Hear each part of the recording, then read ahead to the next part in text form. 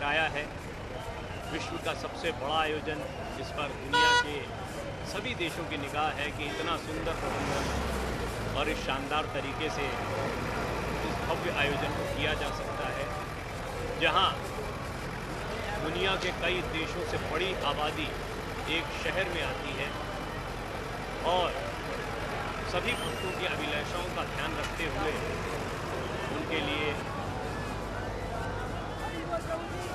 सभी संसाधनों का, सभी सुविधाओं का इंतजाम किया जाता है ताकि वो निर्विघ्न रूप से, निर्बाध रूप से अपनी आस्था की डुबकी लगा सकें।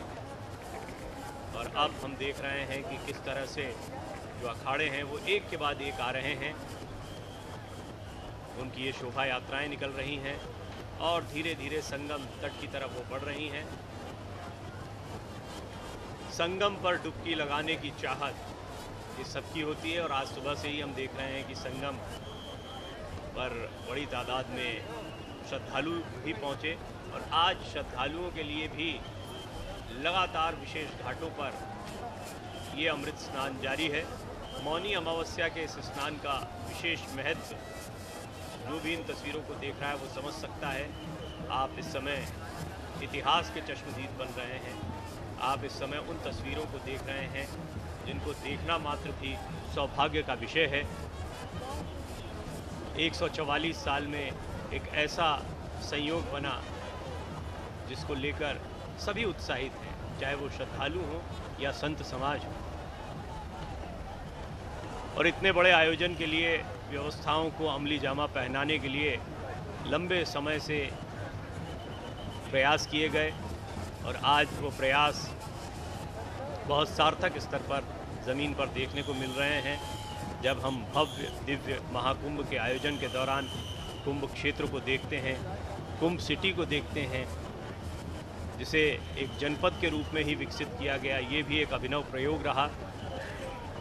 और आज पूरी दुनिया इस व्यवस्था को देख रही है कि किस तरह करोड़ों श्रद्धालुओं की आस्था के केंद्र महाकुंभ को उनकी सुविधा के लिए सुसज्जित किया गया है। साधु संत समाज का भी उत्साह देखते ही बनता है। वे भी जानते हैं कि इस कुंभ के नायक वही हैं और उनके दर्शनों की अभिलाषा से कितनी बड़ी तादाद में देश और दुनिया के भक्तगण आते हैं।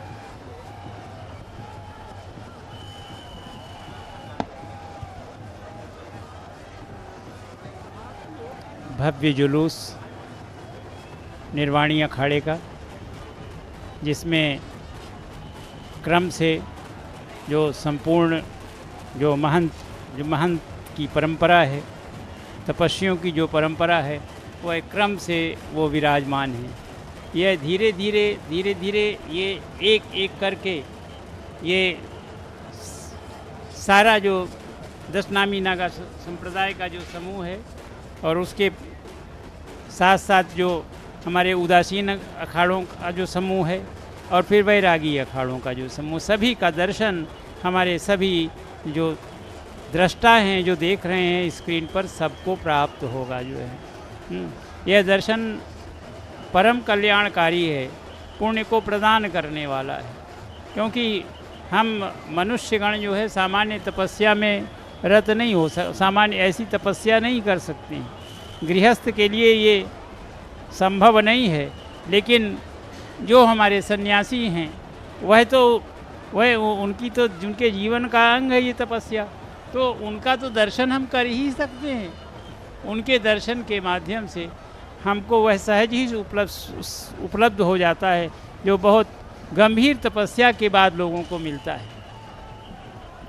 10 नामी संघ में जो सन्यासी संप्रदाय है, इनकी आध्यात्मिक प्रगति और इनकी चरित्र की उच्चता के अनुसार, इनके व्यक्तित्व के अनुसार इनको 4 विभागों में इनको उपस्थित किया गया है। हर प्रत्येक क्षेत्र में देखिए, हम हमेशा उपनिषद की ओर जाते हैं। ऐसे एक बहुत बड़े ऋषि को ये समस्या हुई थी कि वास्तव में संपूर्ण ज्ञान को किसी एक के द्वारा जाना जा सकता है क्या? तो वो महर्षि शौनक के पास जाते हैं, कहते कस्मिन् नु भगवो विज्ञाते सर्वमेव इदम इदम विज्ञातम भवति। तो क्या कोई ऐसा विषय है, ऐसा तत्व है जिस एक को जान लेने से भगवान हम सब विद्या सबको जान जाएं? शौनक कहते हैं कि नहीं, ऐसा नहीं है। सबको जानने के लिए दो विद्याओं को जानना पड़ेगा। द्वे विद्ये वेदितव्ये, परा च अपरा च।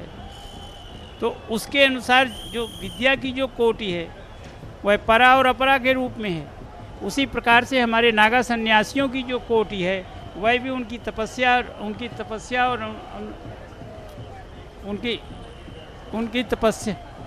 तपस्या और अनुशासन के साथ हमारे नागा सन्यासियों की भी 4 कोटियाँ हैं। उस कोटियों के अनुसार इनके नाम होते हैं। जो प्रायः आप लोग नाम पढ़ते हैं तो ये नाम उनकी तपस्या की कोटि के अनुसार है, क्योंकि वो एक कोटि है उनकी कुटीचक की कोटि है, एक उनकी बहुदक की कोटि है, एक कोटि उनकी हंस की है और एक परम हंस की है। जब किसी तो यह जो अनुशासन है उनकी तपस्या का अनुशासन ऐसा नहीं है कि ये किसी व्यक्ति ने बनाया है। भगवान वेदव्यास श्रीमन महाभारतम में ये जो क्रम है दशनामी नागा सन्यासियों का, जो कुटीचक के रूप में, बहुदक के रूप में, हंस और परमहंस के रूप में, मैंने कहा कि हमारी जो नागा सन्यासियों की परंपरा है उतनी ही पुरानी परंपरा है जितना हमारा सनातन धर्म। तो ये हम कैसे कह सकते हैं? ये इस प्रमाण से कह सकते हैं कि इनकी कोटियों का विवरण हमें महाभारत में मिलता है, अनुशासन पर्व में मिलता है। तो जो कुटीचक, बहुदक और हंस और परमहंस हैं, इनमें से जो अगले से अगला का क्रम जो है वो श्रेष्ठ कहा जाता है। जो सामान्य नागा सन्यासी हैं उनको कुटीचक कहा जाता है।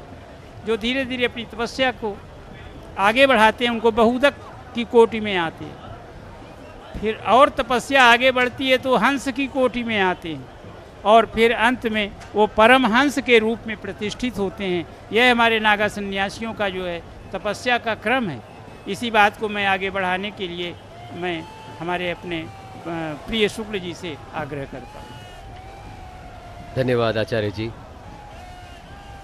ये जो दृश्य आप देख रहे हैं दूरदर्शन नेशनल के YouTube चैनल या DD भारती या प्रसार भारती के OTT प्लेटफॉर्म वेव्स पर क्रम शुरू हो गया और निरंतर जारी है।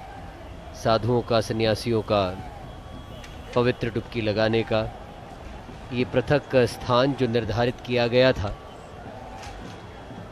मेले की स्नान व्यवस्था के तहत,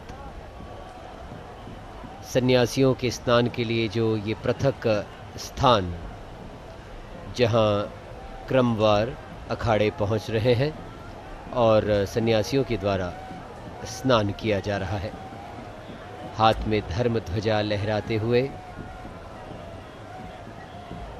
शस्त्र का प्रदर्शन करते हुए, तलवार हो चाहे गदा। और अब अखिल भारतीय श्री पंच दिगंबर अनी अखाड़ा, बैरागी संप्रदाय से अखिल भारतीय श्री पंच दिगंबर अनी अखाड़े का प्रवेशाई का ये जुलूस घुड़सवारों की अगुवाई में, पुलिस प्रशासन के वरिष्ठ अधिकारियों की अगुवाई में अग्रसर हो चुका है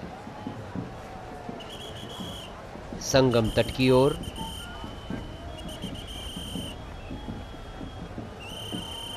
परंपरा अनुसार हाथों में ध्वज है।